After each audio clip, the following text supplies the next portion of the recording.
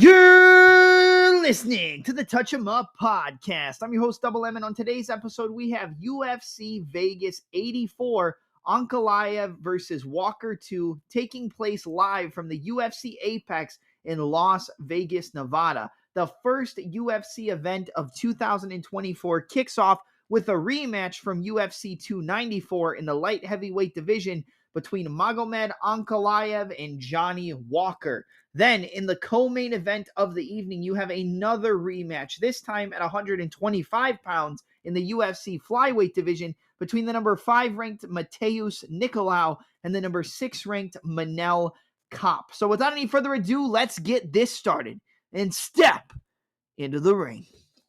All right, everybody. All right.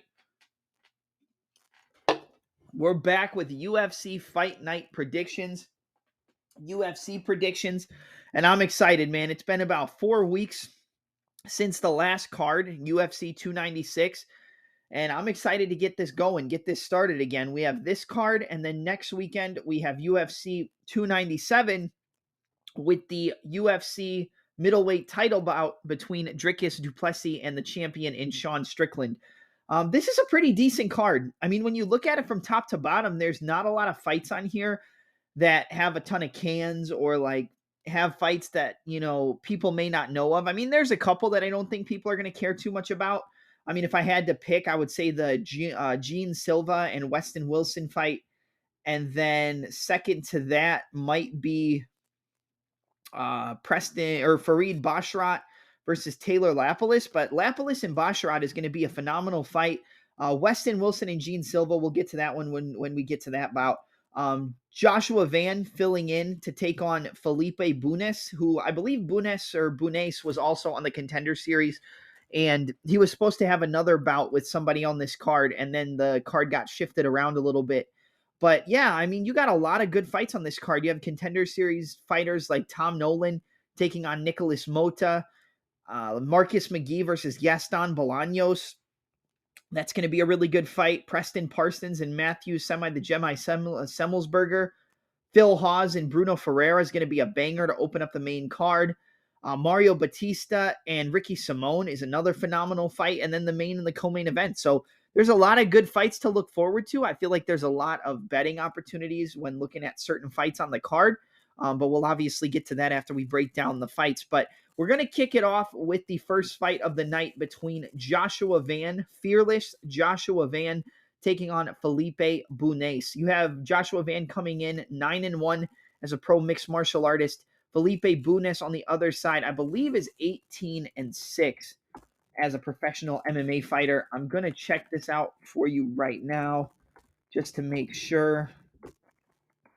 I should have had Sure Dog pulled up, but again, it's been a minute since we've broken down these fights, so I'm going to be a little rusty, but I'm ready to get this going again. So yeah, Filipino Bunes, 13-6 as a pro fighter. He has 10 finishes out of 13 wins. Out of his 6 losses, he's never been knocked out. He's been submitted twice and lost 4 decisions. The last loss in his pro MMA career came February of 2022 to a former UFC fighter, but this was over in LFA in Jussier Formiga, where he got submitted with a rear naked choke in the second round. Before that, he lost the decision back in March of 2020 to Imran Bukaev or Bukuev? Oh my God, I'm saying it wrong. Imran Bukuev at ACA 105. But Joshua Van and Felipe Bunes, I actually think this fight is going to be very, very solid because in the areas where I think Bunes is going to have a serious advantage, or in the areas where Felipe Bunes excels, I think that's where Joshua Van can have some issues. He doesn't really have too many issues working his way back up to the feet. If he does get taken down, he shoots takedowns as well. He can even shoot takedowns to close out rounds and make sure that he's going to win that round. But the one thing I like about Joshua Van, it actually reminds me of one of my favorite fighters in the UFC, in Peter Yan. And it's the fact that he starts off slow and he's a builder. He builds and builds and builds and builds. Now, with building up your output, building up your striking combinations, building up your ability to flow inside of that octagon, usually the biggest thing to offset that flow is a big power shot or a level change counteractive takedown. I do think that Bunes has the opportunity to get Joshua Van out of his flow state by shooting takedowns as Van moves forward. But it would more have to be counteractive takedowns than actually pursuing the takedowns himself. Because if he's walking forward and shooting takedowns, yes, it's going to put Van on the defensive, but it's going to allow him to develop counter strikes, develop, finding out your range, finding out, do you lower your level before you shoot your takedown? Do you shoot takedowns from the body lock? Can you jump for submissions on the feet? If you're counteractive off of the shots that Van throws or off of the forward pressure of Van, it's going to be harder for him to be able to defend it. But if you're coming forward and shooting those takedowns and being in his face and pushing him back, yes, the pressure is going to get to him eventually, but it's going to allow Van more times to develop his counters, develop his touch, rip with shots to the body, come back up top with uppercuts, big head kicks. I think that this is a fight where Bunes is dangerous, but if he's going to win this fight, it's probably going to be him catching Van on the feet with a big shot like we've seen him get caught with before. He doesn't have the best defense, but he's good at catching and countering. He's a very good catch and counter. He likes to catch the shots and then come back with a touch, rip to the body, touch, rip to the body. Then he'll use those body shots to get you to drop your hands and he'll come back up top. Jab, left hook, right hand, switch stance, left head kick, boom, boom, boom, boom, boom. Boom, boom, boom. And then he'll build as the fight goes. I do think that a wrestling style and a grappling heavy style of Bunes is going to give Van some trouble in the early goings, but I really like this Joshua Van kid. I really do. Looking at the height, it's only a 1-inch height advantage for Bunes. It doesn't have his reach on here because this is obviously going to be his UFC debut. But, with Van coming in against Zhalgas Zhumagulov and, defeating him in that spot, and then coming in his last fight and going to war with Kevin Borjas, who was another fighter on the Contender Series, but being able to survive getting knocked down, coming back, landing big combinations, getting on the forward foot, finding the counters, slipping, countering, parrying, and coming back with counters, ripping the body shots. He's very, very solid. He has a very high fight IQ, does Joshua Van. And I think that's going to be the biggest difference here. I think Van is more technical. I think Joshua Van finds opportunities to set up his shots better. And with a fighter who builds up as the fights go on, that's a good thing in terms of UFC level competition,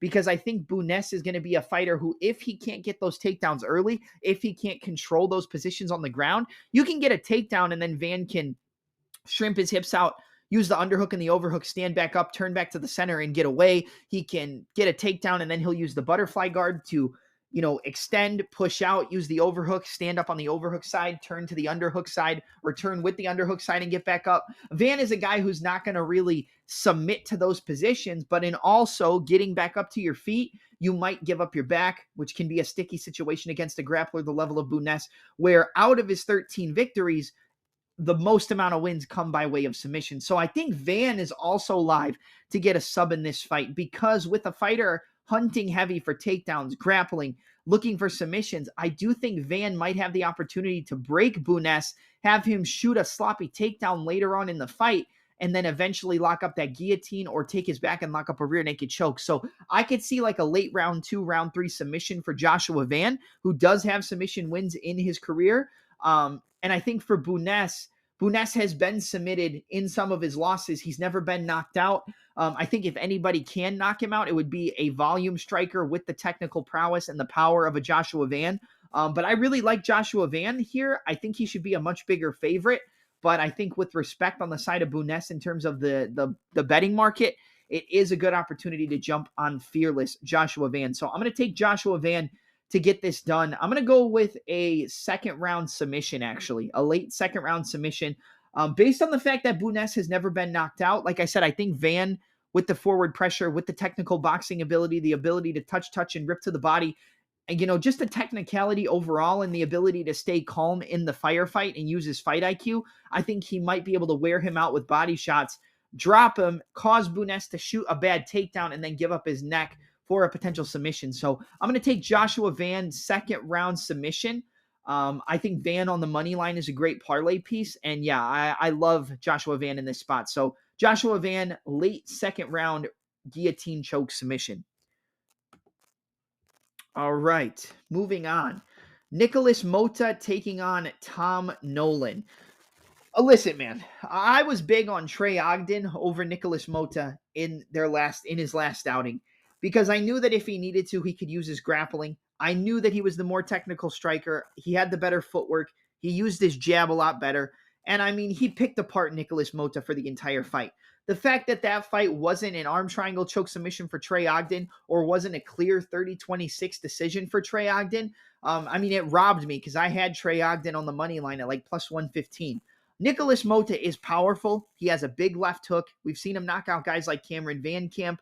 He closes the distance, kind of a bob and weave style, but he doesn't really use his kicks. He doesn't like to wrestle. He's mainly a one-dimensional fighter. And going up against the fighter in Tom Nolan, I think being that one-dimensional style of fighter is going to be a recipe for disaster against the Contender Series alumni here. Tom Nolan is not really going to look to use his wrestling. He's not going to look to grapple. He's going to want to keep it on the feet, which is going to give Motta more time to find his openings, more time to land his shots, and potential opportunities for him to catch Tom Nolan with a big left hook. But we've seen Motta get knocked out. We've seen him get taken down and out wrestled. And we've seen him kind of get picked apart until he finds a way to land that big left hook, to land that big slip and roll counter. And I don't think those counters are really going to be here against a fighter in Tom Nolan, who, although he only is coming off a win on the Contender Series, and you do have to take that into consideration, I don't think Nicholas Motta is that good. I really don't. I think that Tom Nolan is going to be able to use his range, be able to use his distance. He's going to be coming out in that southpaw position, so that outside foot is going to be there. He's going to be blasting that left inside kick, blasting the left kick to the body. I would say more to not attack the inside kicks because you don't want Motta to brace and then counter with a big left hook. But I think with the reach, the range, 6'3" compared to 5'9", 73-inch reach to 70.5-inch reach for Nicholas Motta. So a 2.5-inch reach advantage, 2.5-inch reach advantage for Tom Nolan. I think Nolan's going to find the opportunity to land that straight left hand. He's going to be looking for the jab. He's going to be landing those front kicks up the middle. He's going to attack that inside kick, and he's going to be able to outbox and just keep Nicholas Motta at distance until he runs into a big straight left hand or a big overhand left as he rushes in and gets countered and knocked out. I think Tom Nolan is going to put a stamp on his UFC debut and knock Nicholas Motta out cold. Now, Motta's always going to be live for a knockout. He's always going to be live to land a big left hook, to land a big right hand, to get on the inside. But that's the problem with a fighter in Tom Nolan. Tom Nolan is going to be using that lateral movement. He's going to be looking for that outside foot positioning with the lead foot to line up that power backhand, to line up that power back kick, to line up those front kicks to the body, to attack the inside kick, come back with the check hook, come back with a left kick to the body. He's going to be using that footwork and movement, which is something that Nicholas Motta doesn't really have. Motta is kind of a forward pressure, all gas, no brakes. He doesn't really cut his opponents off. He doesn't really look to trap his opponents in any way. He just kind of looks to rush forward, land big counters. It is dangerous. There's always an opportunity that Nolan gets countered, but I think the distance management, the control, the overall higher level of weapons on the feet is going to make Nicholas Motta's best chance to win his best chance to get finished as well. So I like Tom Nolan here. I think Nolan's going to land a big counter straight left as Motta tries to close the distance and crash the pocket. And I think we're going to get a first round knockout here for Tom Nolan. I think he is around the favorite price tag, like a minus 300. I think he's a decent parlay piece, but if I had to pick between him and Joshua Van, I would say Van would probably be the better parlay piece between the first two fights that we've broken down. I would look for Nolan in round 1, round 2, Nolan inside the distance, or Nolan by knockout in round 1. I think those are probably your best options, but I do think he finds the chin of Nicholas Motta, who's had his chin cracked multiple times before, and lands that big straight left on his chin and knocks him out. So give me Tom Nolan, first round knockout over Nicholas Motta. Up next, we move to a fight in the featherweight division between Westin Wilson taking on Gene Silva. I'm going to keep this short and sweet. Gene Silva's around 8-1 favorite, 9-1, minus 800, minus 900. Westin Wilson, coming out of Wonder Boy's gym, very light on the feet, very in and out heavy style of movement. He does have grappling in his back pocket. He likes to grapple. He likes to go for submissions. I think this is a fight I would stay away from in terms of the betting market. Like, if I was going to throw something on it, I feel like I would probably put a little bit of money on Westin Wilson by submission or Wilson inside the distance, just because I feel like the only upside in this fight is to bet the underdog. but I don't really see Wilson getting the job done here. I think Gene Silva is going to walk forward. He's going to crash the pocket. He's going to be looking to push Westin Wilson back, get him to panic shoot, get him to panic wrestle, control the distance, get him to do something he doesn't want to do, and then he's going to land his big straight punches, the hooks, the knees to the body, the kicks. And if it does go to the ground, even though I would say Westin Wilson is the higher level grappler, I still think Gene Silva has the ability to hang with Westin Wilson. And if he hurts him on the feet, I think there is a potential that he could lock up a submission and even submit a guy in Westin Wilson who's known for his grappling and submission game. I like Gene Silva here, but I do not like betting this in any regard. I would say if I was going to bet it, I would probably take under 1.5 rounds because I think this fight ends early, and I think it's Gene Silva either knocking out Westin Wilson or hurting him bad with a big shot on the feet and potentially locking up a sub. Like I said, there is value on the underdog, but it's not enough value for me to tell you to go play Westin Wilson. So I like Gene Silva. I just think he's more dangerous. He's more technical. He's much better on the feet, and he's competent enough on the ground to where I don't think he's going to get caught in any submissions. So I'll take Gene Silva, first round knockout or TKO. I think he crashes that distance, gets him up against the cage, unloads a big combination, and puts him down. I think a sneaky play would be Silva by submission, because even though Westin Wilson is the heavy submission guy, I could see him panic wrestling, getting caught with a big shot and trying to shoot, and then getting his neck caught in a guillotine or giving up his back and getting caught in a rear naked choke. So sneaky play would be Gene Silva by sub, round 1, round 2, but I'm going to go with Gene Silva round 1 knockout. I think he just closes the distance, puts him up against the cage, lands his big left hand, right hand, starts to put the combinations together and gets him out of there. So Gene Silva, round 1 knockout.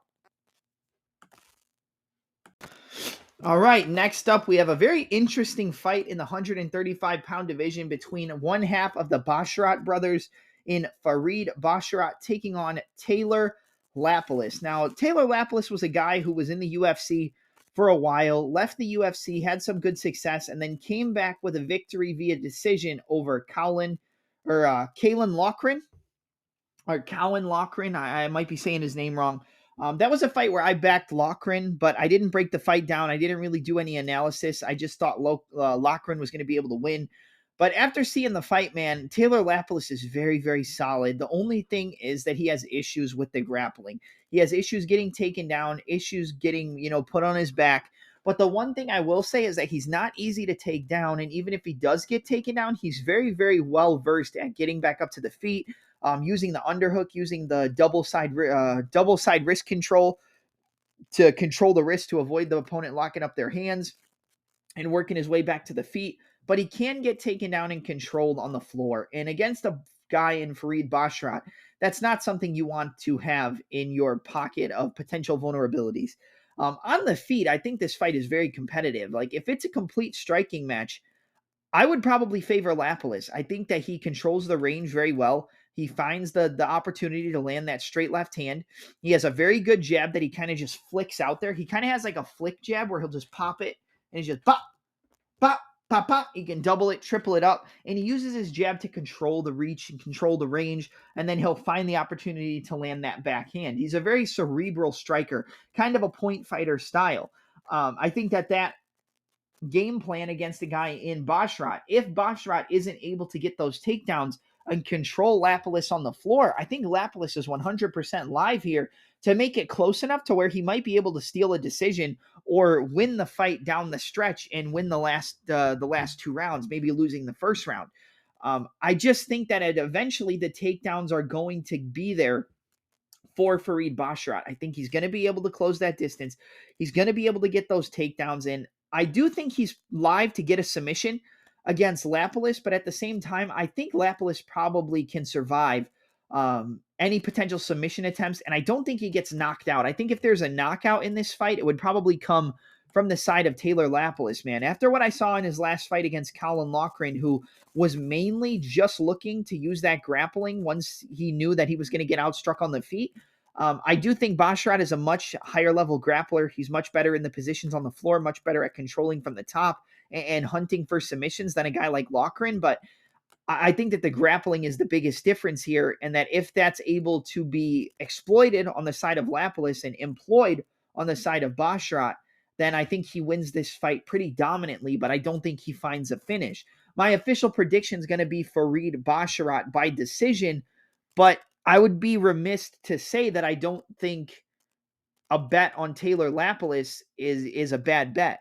Like minus 230, I think is a little bit too high on the side of Farid, because I do think the range, the distance control, the takedown defense, the ability to land counters, the usage of the jab, I think that's all going to be there for Lapilus, and I think he can make this very competitive if the takedowns aren't there, or if he's able to work his way back up to the feet once he gets taken down. But I think the biggest way that this fight probably goes is a competitive first round, but eventually takedown, top control, controlling from side control, controlling from the mount, hunting for submissions, but not getting them, landing good ground and pound, and eventually just winning on the judges' scorecards. So I'm going to take Farid Basharat via 29-28 split decision. I think it's going to be a split.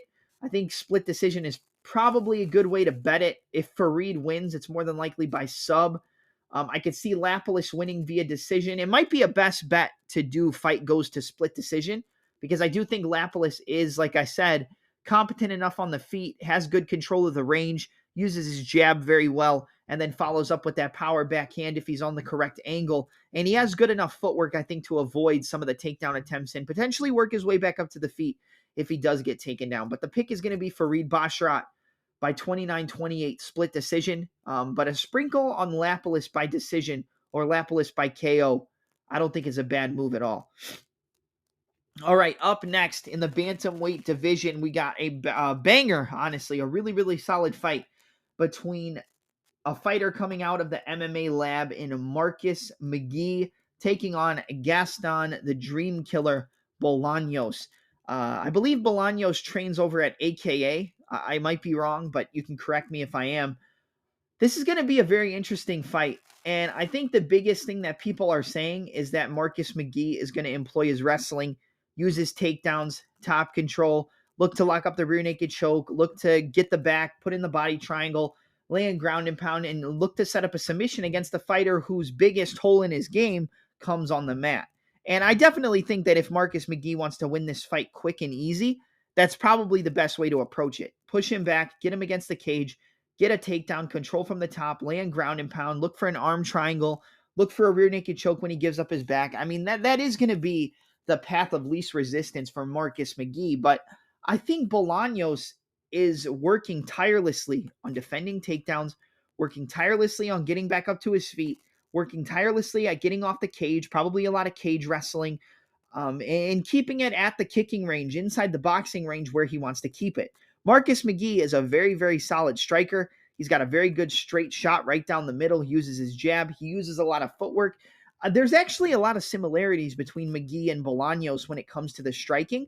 I just think that Bolanos is more well-rounded, and he's a little bit cleaner than Marcus McGhee on the feet. If this fight isn't showcasing any grappling, then I would say Bolanos probably wins it. I think that plus 225 is a little bit ridiculous when Bolanos is going to be the more technical striker. He's going to be the more efficient striker. He's going to have the better footwork.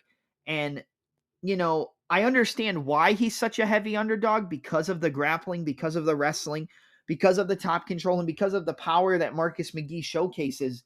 But at the same time, I don't know, man. This fight's kind of a coin flip to me. I feel like this fight should be maybe minus 150, Marcus McGhee, minus 160. When you're getting to minus 300, minus 350, you're giving McGhee a little bit too much respect, and you're disrespecting Bolanos a little bit too heavy for my liking. I think Marcus McGhee, like I said, if he really wants to win this fight and make it look easy, it's getting those takedowns, pushing Bolanos up against the cage, shucking him forward, breaking down his base, putting in your body triangle, landing ground and pound, getting him to give up his neck and look for a submission. But if you don't think that Bolanos has been fighting off the rear naked choke, having guys on his back, cage wrestling for the most of the camp, working his way back up to his feet, then you're a little bit crazy. And honestly, in his UFC debut, what I saw in his fight against Aaron Phillips, which, yes, I believe Marcus McGhee is a much better fighter than Aaron Phillips, so you do have to take that into consideration as well. But what I saw is that even when he got taken down, even when he got put in bad positions, even when he got put in a body triangle, he stayed calm, fought off the choke, and eventually worked his way back up to the feet. And then the minute he got back up to the feet, he was coming forward, landing combinations, switch kicks to the body, constantly changing stances between orthodox and southpaw to, square up the hips of the opponent, to leave him open for a big power shot down the middle. And Marcus McGhee does that same thing, fights out of southpaw, but switches between southpaw and orthodox, uses a lot of lateral movement, uses a lot of in and out movement.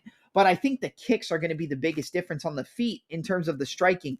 I think the body kicks, the leg kicks, I think we're going to see a lot of calf kicks from Bolanos, but he's going to set him up with a lot of switch step feints, a lot of switch 45, switch back to the original stance to square up the hips, a lot of footwork battles in this fight. And I think that's where Bolanos is going to have the biggest advantages, in the footwork, in the ability to set up shots and walk McGhee into certain shots. 7-3 for Bolanos, 8-1 for Marcus McGhee. I'm not saying that McGhee can't make this look easy, but I think if I was going to be making a pick here, I feel like Bolanos might be the better overall pick. In terms of betting, it's all Bolanos or McGhee by submission. I mean, that's kind of how I see it in terms of betting it. It would be Bolanos money line or Marcus McGhee by submission. But when I look at the fight overall, I do think Marcus McGhee can get the takedowns. I do think he can control Bolanos from the top position. But I think I have to side with Bolanos here. I'm going to go with the big underdog at plus 225. It might be different now, but I think Bolanos is a lot better than people are giving him credit for. I think he's tirelessly been working on his takedown defense, his get-up game, his cage wrestling, and I think he can outpoint Marcus McGhee on the feet, and I even think he can land a big shot on a counter and potentially drop Marcus McGhee and get him out of there. Not saying we've seen McGhee get finished, not in the UFC, but just in his MMA career overall. But I think McGhee can get caught, being a little overconfident against a fighter who has the striking level of Bolanos with hundreds and hundreds of kickboxing fights. So, and some experience in MMA, spinning elbow knockouts, etc. I would say probably don't look for a lot of spinning techniques in this fight, because McGhee is more than likely going to follow it and try to take your back, just like Alexa Grasso, Valentina Shevchenko, just like we saw in the fight with Aaron Phillips and Bolanos. I think he's going to look to follow that spin and take his back, get the takedown, put in the hooks, and go from there. But honestly, man, I think I'm going to side with Bolanos. I just see a little bit more of an upside on the side of Gaston Bolanos, because I think he knows what to expect from McGhee, and I think that he can hang with McGhee on the feet if it does become a full striking match, and he's going to be able to land the cleaner, more effective strikes over 15 minutes, potentially even knocking out Marcus McGhee because of his technical prowess and his power when he puts his combinations together. So I'm going to take Gaston, the Dream Killer Bolanos, via decision in this fight. I could also see a KO. If McGhee wins, like I said, it's more than likely going to be a submission. But give me the Dream Killer. Give me Gaston, the Dream Killer Bolanos, to win this fight via 29-28 unanimous decision. Up next, we've got a battle in the welterweight division between Matheus, the Gemini Semelsberger, taking on Preston Parsons, or Preston Pressure Parsons. 11-6 on the side of Matheus Semelsberger, 10-4 on the side of the underdog in Preston Pressure Parsons. I'm going to be honest. I know what people are going to be thinking. Preston Parsons has been knocked out before. Matheus Semelsberger has a phenomenal right hand. But the thing is with that's kind of all he's got. And it wins him fights because of how fast, how clean, how efficient it is, and how he can win rounds that he's clearly losing just by landing that big power right hand. But eventually that one singular weapon gets found out and you get beat by a more well-rounded fighter. And that's what I see here in the plus 110 underdog in Preston Parsons. I can't talk. That's what I see in Parsons, man. Parsons has a win over Roman Dolidze. Let me just double check that, but I'm pretty sure Preston Parsons had beat Roman Dolidze by decision. Let's see.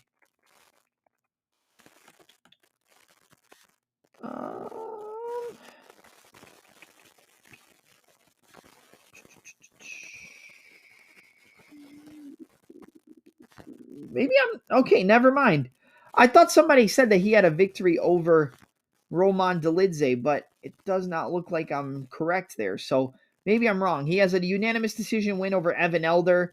Lost a split decision to Trevin Giles. I bet Giles in that fight. I just watched it last night. I think Giles did do enough to win that fight. He got knocked out in the first round by Daniel Rodriguez. I could have sworn somebody said he had a win over Roman Dolidze, so I must be crazy because it's not here. He got knocked out by Mike Perry early on in his UFC or MMA career in the first round. He's got a lot of wins by submission, armbar. He actually has a armbar submission win over Ignacio Bahamondes. So I think that is something you guys should look out for, who is a very solid technical striker, light on the feet, in and out movement. That's probably his best win, would be that submission over Ignacio Bahamondes, along with the decision win over Evan Elder. But 10-4 as a pro MMA fighter, 9 wins by submission, no knockouts, 2 KO losses, 1 submission loss, 1 decision. If this fight ends with Parsons losing, it's because he got knocked out in the first round by the right hand of Matthew Semelsberger. I mean, that's what Semelsberger does. He walks forward, he uses his jab, finds the opening, boom, right hand. He's going to be at a grappling disadvantage. He's going to be at a submission disadvantage. We've seen that this guy has really not a good ground game. It's improved. He's improved his get-up game. He's improved his cage wrestling. But against a fighter who's going to be looking for the grappling and wrestling, who's going to be looking for the takedowns, I think the pressure of Preston Parsons, as long as he avoids that big right hand, which is the million-dollar question, he can win this fight. He can get a submission. He can get a ground and pound TKO.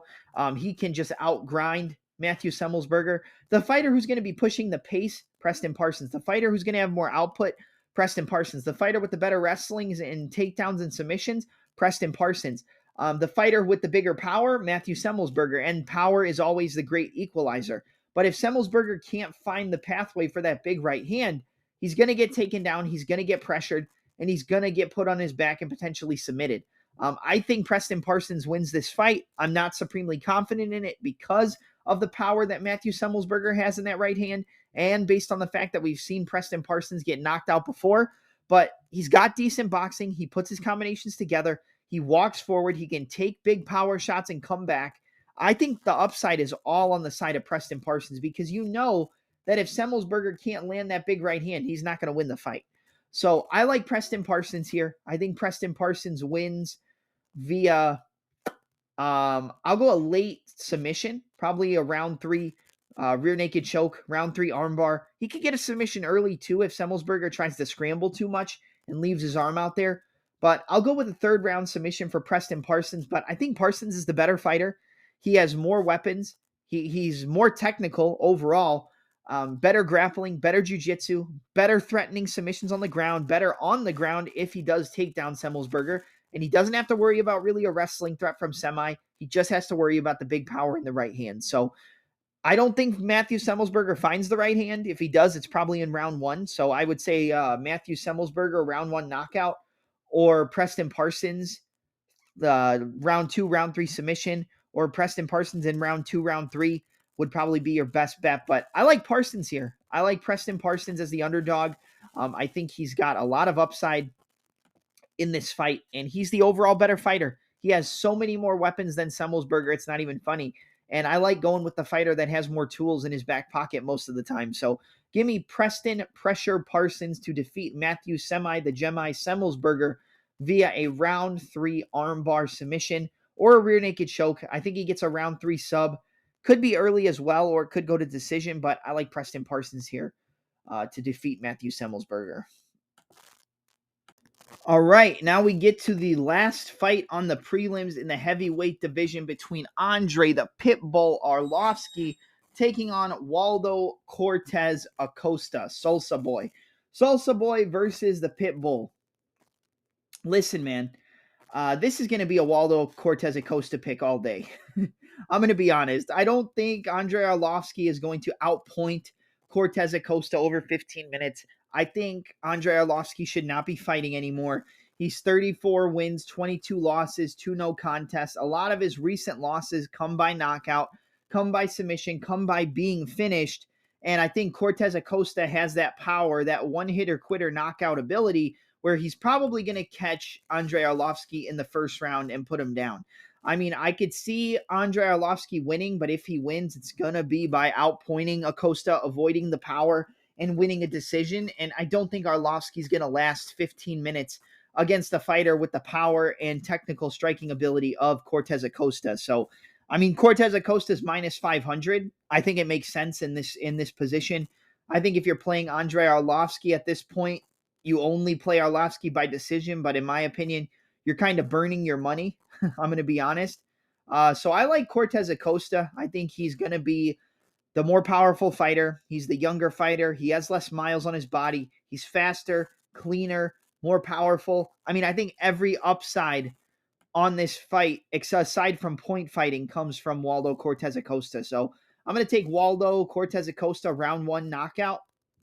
I think he's just going to walk down Andrei Arlovski, find the openings, land a big power shot on the feet, put his hands together in beautiful boxing combinations, and eventually just crack Arlovski on the chin with a chin that's been cracked multiple times before. So I like Waldo Cortes Acosta here, first round knockout. And I mean, there's not really much else to say in terms of breaking this fight down.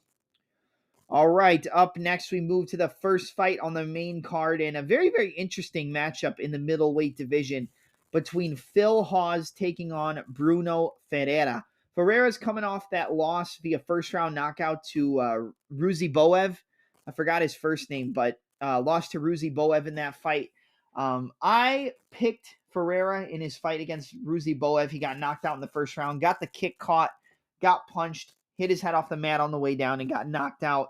I picked against Brunno Ferreira with Gregory Rodriguez. He did get clipped. He did get hurt at a certain point, but then he was able to find that big power straight left hand on the chin and flatline Gregory Rodriguez. I mean flatline, like no moving around, like just dead on arrival. One shot, just boom, right down the middle and knocked out. I think a lot of people are going to go into that fight against Ruziboev and think, okay, well, Ferreira can be knocked out. And so he's probably going to lose to the better overall fighter in Phil Hawes. Phil Hawes is the better fighter, 100%. He's more technical. He's more crisp. He's faster. He has better footwork, better movement. The one thing is, though, he has a really, really suspect chin. And the minute you crack that chin, he can't come back from it. I mean, that's really how I see this fight playing out, man. Like, there's fights he should have won easy that he just got caught on the chin and knocked out. Got knocked out by Ikram Aliskerov. Got knocked out on the Contender Series with a brutal head kick from Julian Marquez. Got knocked out by Roman Dolidze. That's when Roman Dolidze really arrived on the scene in the UFC. This guy gets knocked out in like all of his losses, and he's going up against a fighter in Ferreira who has one-hitter quitter knockout power, who has big power on the feet, who uses a lot of shoulder rolls, head movements, etc., and has the ability to crash the pocket with devastating power. If you're giving me a fighter with devastating power against a fighter who, yes, is more technical, who, yes, is more well-rounded, who, yes, has better footwork, who, yes, can put his combinations together better, but has a suspect chin like Phil Hawes, you're making me think that this is a Ferreira spot all day. Now, you could go and say the same thing about Ferreira and say that Ferreira has a suspect chin. He got knocked out in the first round by Ruziboev. I think that was more just based off the fact we didn't know too much about Ruziboev at that point, and more based off the fact that when he got his kick caught and got punched, the impact of his head hitting off the mat after that punch really aided in the knockout more than the actual punch that Ruziboev landed. And I think that's something that people have to think about when breaking this fight down. But I think Ferreira is more dangerous. I think the finishing upside is all on Ferreira. I could see Phil Hawes winning the fight based on outpointing him, picking him apart, landing the faster, slicker combinations, just putting combinations on his chin and eventually knocking him out. Yes, 100%. He could use his wrestling. He could take down Ferreira. He is the overall better fighter. But sometimes you don't got to be the better fighter. You just got to find your way to win. And that's what I think Ferreira is going to do here. I think he's going to walk forward, close the distance. They're going to get into an exchange. Ferreira's going to land a big right hook or a big straight left hand right down the middle, and it's going to hurt Phil Hawes, wobble him. He's going to land one or two more shots, and he's going to knock Phil Hawes out cold. So I like Brunno Ferreira here. He's not like my most confident pick, but I am confident enough to say that if I was putting money on this fight, I would put money on Ferreira either on the money line or Ferreira by knockout in round 1 or round 2. So I like Bruno Ferreira. I think he just finds the chin of Phil Hawes that gets found a lot, and he doesn't have a good chin. And against a power striker like Ferreira, I got to go with him. So give me Bruno Ferreira to win this fight by first round knockout against Phil Hawes. Up next, we've got a fight in the bantamweight division between Ricky Simón taking on Mario Bautista. Simón comes in with a record of 20 victories, 4 defeats. On the side of Mario Bautista, 12 victories and 2 losses. I like this fight. I really like this fight. I think that this fight is very tricky in terms of a betting perspective. I think this fight is very even on paper. The fighter who's fought the better competition is Ricky Simón. The fighter who has bigger wins is Ricky Simón. The fighter with the bigger power on the feet is Ricky Simón. But I think Mario Bautista is a little bit more technical than Ricky Simón. I think that he sets up his shots a little bit better on the feet. He switches stances between orthodox and southpaw.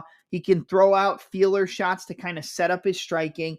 He reminds me a little bit of Jack Shore, but I think he has a little bit more to offer in terms of his overall MMA game. I picked Simón to beat Jack Shore. I picked him to win by decision, I think. I might have picked submission, but I think I picked decision. And that was a fight where he was heavily undervalued and heavily underappreciated. I picked Ricky Simón to get knocked out by Song Yadong, and I think in this fight, this is a fight I probably wouldn't bet on, but if anybody was going to get my money, I think it would be Bautista as the underdog. But breaking down the fight overall, I think the better wrestler is Ricky Simón. I think the better jiu-jitsu artist, the better grappler overall is Mario Bautista. I think the fighter with the bigger power is Ricky Simón. But I think the fighter who mixes up his strikes better, who's more technical, who's more crisp, who sets things up better is Mario Bautista. It's really going to be, is the power and grinding pressure of Ricky Simón going to be too much for Mario Bautista? If you look at Damon Blackshear came into the fight against Bautista on short notice. He was hanging with him on the feet. He got some takedowns, lost later on in the fight, got taken down, got out positioned, was getting hit with some big shots later on in the fight. But I think Bautista can hang with Simón on the mat and in the wrestling department a lot more than people are giving him credit for. I don't think Ricky Simón's just going to walk forward and bash a guy like Bautista. I don't think he's going to walk through a fighter like Mario Bautista. Bautista has submissions off of his back. He threatens with arm bars. He threatens with guillotines, threatens with rear naked chokes. He can use sweeps off of his back. He can go for setting things up. He's the more active fighter off of his back if he gets put there. And based on the fact that Ricky Simón is going to be that heavy forward pressure, big boxing combinations, trying to hurt Bautista, then shoot in and get the takedown and ground and pound or submit him from the top, I think that he's going to get into those scrambles with Bautista. And I think Bautista would be better. I think he's more well-versed in surviving jiu-jitsu scrambles against Simón than Simón is in surviving scrambles and submission attempts and submission battles than Bautista. And I think Bautista sets up his strikes a little bit better. He's more well-rounded. He puts things in front of his power shots a little bit more than Simón does. Simón has big power in his boxing. He mixes up head and body very well, but he is a little bit stiff for my liking. And he is a little bit rigid at this point in his career. And I think the more overall well-rounded fighter in terms of the striking, in terms of the grappling, in terms of the get-up game, in terms of the activity off of their back, in terms of threatening on the mat is Mario Bautista, and I'm going to pick him here. I'm going to pick him here as the underdog. It's a close fight. I could see Simón bullying Bautista, getting him up against the cage, getting those takedowns, controlling him up against the cage. But Bautista's never really been easy to take down, but this is going to be one of the highest level wrestlers that he's ever fought in Ricky Simón. But I also think the fight with Damon Blackshear, that was on short notice, so you have to give Mario Bautista the benefit of the doubt there, which is the fact that he wasn't getting ready for a fighter in Damon Blackshear, and he still found a way to win, out-scramble, out-pace, and win down the stretch. I think the pace of Simón might be a little bit too much for Bautista, but I think that the Damon Blackshear fight was a very good litmus test for getting ready for a fighter in Ricky Simón. I think Simón is going to be a stronger version of Damon Blackshear, but I also think that Bautista is going to have the bigger moments. He's going to be more active. He's going to land more shots, and I think he kind of just outpoints and outworks Simone in terms of overall variety of strikes and submission attempts off of his back, and wins this fight via a close decision. I'm going to go Mario Bautista 29-28 unanimous decision. I think it's going to be close. I don't see a finish in this fight from either guy. I think the fight does go all 3 rounds, but I like the plus 130, plus 140 underdog in Mario Bautista. He's just a little bit more technical. He's a little bit cleaner. And based on the fact that he has that submission threat off of his back, he's active in getting his way back up to his feet, and he's active with threatening off of his back if he gets taken down. I like that against a fighter who's going to look to employ that nose to the grindstone forward pressure, takedowns, and just trying to hold position like a Ricky Simone. So, of course, he's going to threaten with submissions if he gets the opportunity. He's going to look to land ground and pound, but I think the more active fighter on the mat, whether it's on top or on the back, is going to be Mario Bautista hunting for those submissions. So I could see Bautista locking up a sub, but I'm going to go 29-28 unanimous decision for the underdog in Mario Bautista here over Ricky Simone. Up next, a lightweight bout between Jim A10 Miller taking on Gabriel Benitez. I'm going to keep this short and sweet. I feel like Benitez should win this fight, but I think Jim Miller's going to find a way to get this done. 36 wins, 17 losses, 1 no contest for Jim Miller, 23 victories, 11 losses for Gabriel Benitez. In the UFC, Gabriel Benitez is getting finished. He's getting knocked out. He's getting put down. And I think Jim Miller's a fighter who didn't have a lot of knockout power early in his career. Most of his finishes came by submission. But the later into his career he's gotten, he kind of had like the reverse Cowboy Cerrone effect. Like Cowboy Cerrone declined rapidly with age, and I feel like Jim Miller kind of sucked up the success of what a Cowboy Cerrone was thought to be. And he's developing power. He's developing knockout power. He's developing big shots. He has submission threats. He has knockout power on the feet, and he can push forward and crack fighters on the chin. Benitez is going to have a big kicking advantage. But we've seen Jim Miller use very solid leg kicks in his MMA career. I mean, even using the calf kick back against Dustin Poirier and kind of destroying Poirier's leg in that fight, where a lot of people just thought Poirier was going to run right through a fighter like Jim Miller, but he made it a very, very close and competitive fight. Jim Miller is going to be the more well-rounded fighter. He clearly has more experience in terms of UFC level experience. They want him to be on UFC 300. I think that this is a case where maybe the overactivity of Miller's going to bite him in the ass and he gets finished by Benitez, who has very solid, powerful kicks, left body kicks, left head kicks, good straight punches down the middle, good boxing, and he's very, very powerful. He might be able to put Jim Miller out with a body kick, a head kick in the first round, 100%. But the longer the fight goes, the more well-rounded fighter is Jim Miller, the fighter with more ways to win, in my opinion, is going to be Jim Miller. And I think Miller's going to be able to kind of break Gabriel Benitez. I think he finds a big straight punch right down the middle, cuts that angle, cuts him off, and just bombs away on his chin. And I think he's going to submit Gabriel Benitez. I think he hurts him with a big shot on the feet, rocks him, puts him down, jumps on him, and puts him in that guillotine choke and gets a submission. I think it's another finish for Jim Miller, who has the most finishes in the UFC. I believe he holds the record for the most finishes. I think he hurts him with a big right hand, stuns him, and then jumps on a guillotine and gets a sub. So I'm going to go with Jim Miller to get this win, not take too much damage, and get a fight at UFC 300. I'm going to go with Jim Miller via a second round guillotine choke submission, kind of a club and sub. He hurts him with a big shot on the feet, rocks him, and jumps on him for a sub. But Benitez is powerful. He has very solid kicks.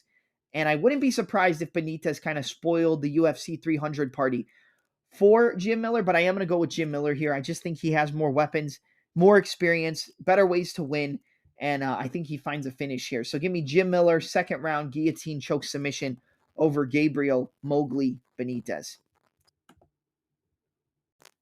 All right, now we move to the co-main event of the evening in the flyweight division, a rematch between the number 5 ranked Matheus Niccolau taking on the number 6 ranked Manel Starboy Kape.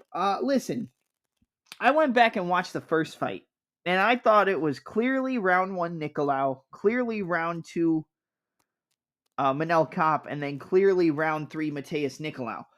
It was a split decision. The judges gave it to Niccolau. I think a lot of people complained about that, but if you go back and watch that fight, In the second round, Manel Kape was piecing up Niccolau. He was landing bigger combinations. He was catching them at all angles with uppercuts, with left hooks, with right hooks, with little short shots. The best weapons from Manel Kape were his little short shots, finding angles, little stutter step, bang, side movement, bang, lateral movement, pop, pop, pop, pop. And it was just little short technical shots that caught Matheus Niccolau, and that's what hurt him.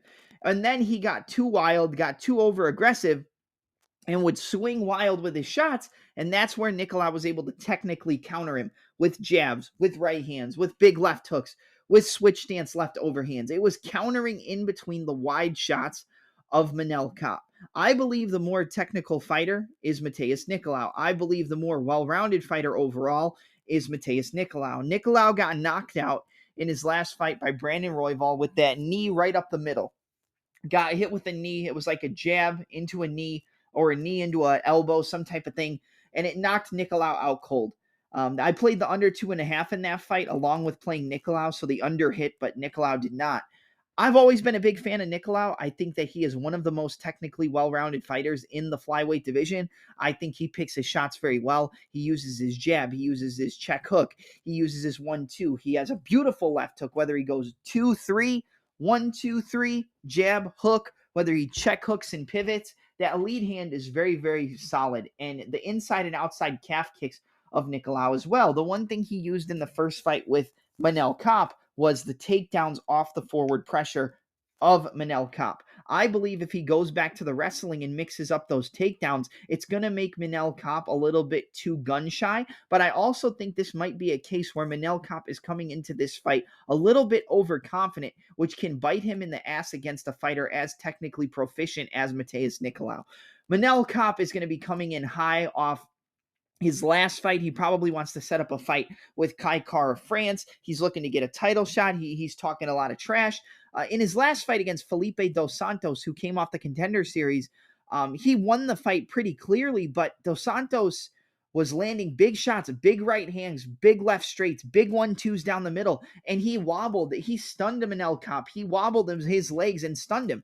Matheus Niccolau gets hurt, gets wobbled all the time. I would say the more durable fighter at this point is Manel Kape. Kape hurt him multiple times in the first fight, and if he stays patient but still puts more pressure on than the last fight, if he puts more pressure on than the last time they fought but stays more patient when Niccolau tries to counter and is able to intercept his counters with a recounter, then I think Manel Kape probably finishes Matheus Niccolau with his boxing combinations on the feet. But at the same time, I think this fight is still kind of a coin flip. I just feel like based off the knockout loss that Niccolau's coming off of, everybody's kind of doubting him and putting him, in the grave, so to speak, and thinking Manel Kape's just going to run through him.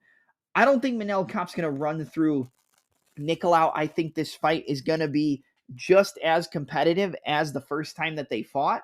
I think, if anything, Manel Kape's going to come into this fight a little bit overconfident, which is going to play into the counter-striking game of Matheus Niccolau, where he's going to be able to catch him with big counters and catch him with big shots.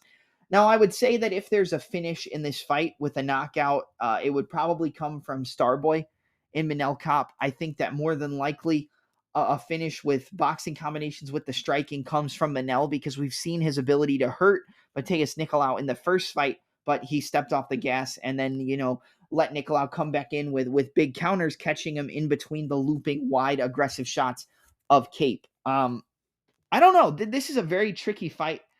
In my opinion, it's a coin flip. I think the odds are actually way off, because Manel Kape lost the first fight, and I thought he lost it clearly. Like, I thought it was 2-1 Niccolau pretty clearly in the first fight, but, Kape just had the bigger shots and hurt Niccolau more than Kape did.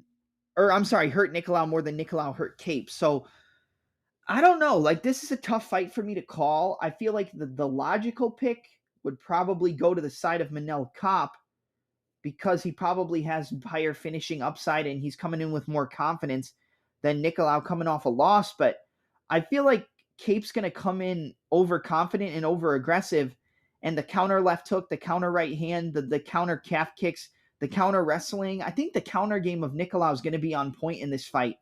And I'm going to side with the over plus 200 underdog in Matheus Niccolau again.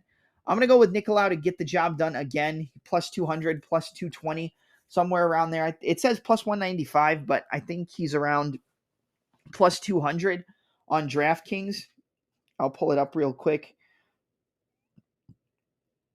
He is currently, plus 200. So 2-1. I'm going to go with the 2-1 underdog, the number 5 ranked Matheus Niccolau to get the job done again over Manel Kape. I think Kape's going to come in. I know I'm saying Kape and Kape.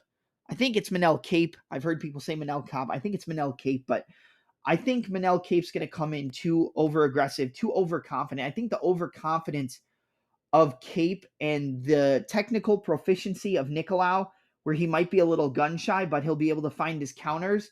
I think he's going to get the job done here. I'm going to go with Matheus Niccolau to get it done. I'm going to go by TKO this time. I think the over-aggressiveness of Kape is going to have big success for him at certain points, but leave him open for big counters because he does leave his chin in the air when he throws his combinations because he throws multiple shots and doesn't move his head too well. So I'm going to go with Matheus Niccolau for a second-round TKO. I think the smarter pick might be decision, but just based off the overconfidence, I think we're going to see Kape come into this fight with. I think he's going to get clipped and get hurt. I mean, he got hurt a few times in that Felipe dos Santos fight, and he has a chin, but I think Niccolau can capitalize on it, even though Kape is probably the more durable fighter. But give me Matheus Niccolau, second-round TKO. Probably better to pick decision, but I'm going to go with Niccolau to go 2-0 against Manel Kape. All right, up next in the main event of the evening, another rematch in the light heavyweight division between Johnny Walker, who's ranked number 7 in the light heavyweight division, taking on the number 3 ranked Magomed Ankalaev. We know what happened in the first fight. You know, Walker was almost landed a flying knee as Ankalaev tried to close the distance. He drew him in, faking that he was hurt to the body, and almost landed that flying knee counter. And that's what I think. I think that the odds are way off here. Ankalaev is the better fighter. He's the better technical fighter, uses better footwork, check right hook, straight left hand, left head kicks, left body kicks, inside kicks.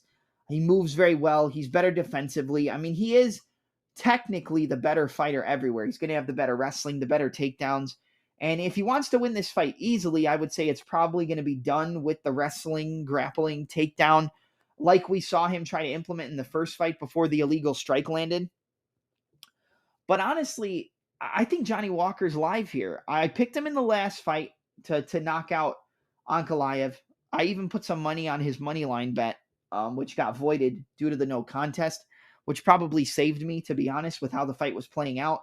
If you look at Ankalaev's career, I think it's funny that we've had a similar situation to this with Magomed Ankalaev and Ion Cutelaba, where in their first fight, Ankalaev got hit, or Cutelaba got hit with a head kick, and then he kind of rope-a-doped, and the ref jumped in and stopped it, thinking he was out on his feet. And then Cutelaba was like, no, but he got the TKO win anyway. Did Ankalaev. They rematched, and then Ankalaev brutally knocked him out in the first round. So I think looking at this fight, based off the past, you would probably want to favor Ankalaev to knock out Johnny Walker. You know, but the MMA math doesn't make sense. But I think Ankalaev is cleaner. He is more technical. He is better defensively. He does have the better wrestling, the better takedowns, the better submissions. But Walker's just very awkward. He moves in and out very well. He throws flying knees. He can land power in very awkward positions, like when Paul Craig grabbed the single leg on Walker, and then he got hit with a back fist and dropped, and then he went for an ankle pick, and he just kept blasting him and knocked him out. He can land elbows to the side of the head off takedown attempts, like we've seen him knock people out with before as well. I believe that was against Ryan Spann with elbows and then hammer fists as Spann tried to get the takedown, and then Coach Saif Sayud said that it was to the back of the head. Johnny Walker is just a case of you don't know what you're going to get. And I mean, he's been knocked out before. He can be knocked out. He can be finished. Ankalaev's been finished one time. It was at the last second in a Hail Mary submission from the king of the Hail Mary submissions in Paul Craig. Ankalaev, though, gets submitted by Paul Craig. Johnny Walker knocks out Paul Craig. MMA math doesn't work. And I think that I have to go. Oh, I don't know. It's tough because I think Ankalaev should win it. He should win it. He's the better fighter. He can use his wrestling. He can use the top control. He can use the ground and pound. He can hunt for submissions. But at the same time, I feel like Ankalaev's kind of overlooking Johnny Walker. And I know he's going to want to come in and make a statement, I feel like. I think Ankalaev's going to want to come into this fight and make a statement. And in that regard, I think he's going to leave himself open for a big shot, a big counter, a flying knee, a head kick, a spinning back fist, a big right hand. He's going to leave himself open for something. And I think Ankalaev's just patient approach and point fighting style is going to bite him in the ass in this fight against Johnny Walker. I'm going to go with the plus 350 underdog in Johnny Walker. Do I think it's the best bet? Do I think you should run to the window and bet it? No. Do I think Ankalaev probably wins it more times than he doesn't? Yeah. I mean, on paper, he probably does. But I think Johnny Walker just has that awkward style and awkward ability to just catch Ankalaev with something that he doesn't see coming. I mean, you saw it in the last fight with the body shot. He faked and then almost landed that flying knee. It's tough. It's really tough, but I'm going to go with Johnny Walker to get a knockout here. I'm going to go with the plus 350 dog and Johnny Walker to get the knockout against Ankalaev. I mean, like I said, it's probably not the smartest pick, but I picked him in the last fight, and although it wasn't going our direction, technically we didn't see enough of the fight to do anything about it or make any concrete judgments, and nobody got hurt on the feet or wobbled or rocked. So I'm going to stick with my original pick from their first fight and go with Johnny Walker by a second round knockout. I don't know if I picked second round in the last fight. I think I probably did. I might have picked first. But I'm going to go with Johnny Walker, second round knockout. I think he lands like an awkward elbow as Ankalaev shoots a takedown or goes for a single leg, like a back fist or an elbow or a knee. Something on the inside as Ankalaev's trying to get a takedown and hurts Ankalaev and puts him out. So I'm going to go with the big upset, Johnny Walker, second round knockout. Not my most confident play, but I'm just going to go with my original pick from the first fight because we didn't see enough the first time around to make any, differences in judgment, to be honest. So give me Johnny Walker, second round knockout as the plus 350 underdog against Magomed Ankalaev and have him knocking on the door to a title shot. I think Johnny Walker and Alex Pereira would be a crazy-ass fight, and I feel like we're going to get that at some point. So Johnny Walker, second round knockout. All right, that's going to be it for my predictions for UFC Vegas 84, UFC Fight Night, Ankalaev versus Walker 2. Fights, again, are going to take place this Saturday, January 13th from the UFC Apex in Las Vegas, Nevada, with a start time of 6 p.m. Central Standard Time. This podcast will be uploaded to my YouTube channel, which is the same name as the podcast at the Touch 'em Up Podcast.